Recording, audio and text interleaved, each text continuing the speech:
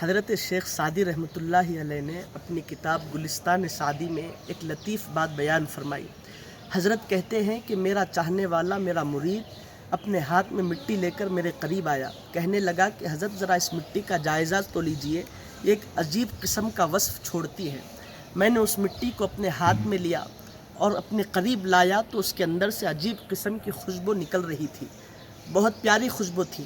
اب میں نے اس مٹی سے کہا، اللہ نے اپنے نیک بندوں کو اختیارات دیے ہیں، تو آپ گویا ہوئے کہ مٹی تیرے اندر سے عجیب قسم کا وصف، یہ خوشبو کیسی ہے؟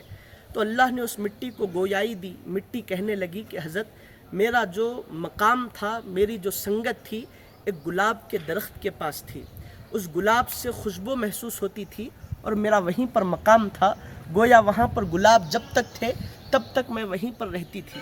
یہی وجہ ہے کہ اس گلاب کی سنگت کی وجہ سے حضرت میرے اندر سے یہ وصف چھوٹتا ہے، یہ وصف ظاہر ہوتا ہے۔ حضرت نے فوری نتیجہ اخذ کیا، ایک مسئلہ نکالا کہ جب گلاب کی سنگت، جب مٹی کی سنگت گلاب سے ہو جائے تو مٹی گلاب کی خوشبو چھوڑنے لگے۔ ایک عام بندہ جب اللہ کے بندوں سے جڑ جائے، اللہ کے بندوں کی صحبت اختیار کرے تو پھر یقینی بات ہے کہ اس بندے میں بھی تقوی پھوٹتا ہے، اس بندے میں بھی اس اللہ والوں کی صحبتیں، وہاں کی عادتیں پھوٹتی ہیں۔ عزیزان محترم، اسی لیے صوفیاء اکرام اپنی کتاب میں فرماتے ہیں، صحبت صالح ترا صالح کنت، نیک لوگوں کی صحبت میں بیٹھو گے تو نیکوکار بنو گے۔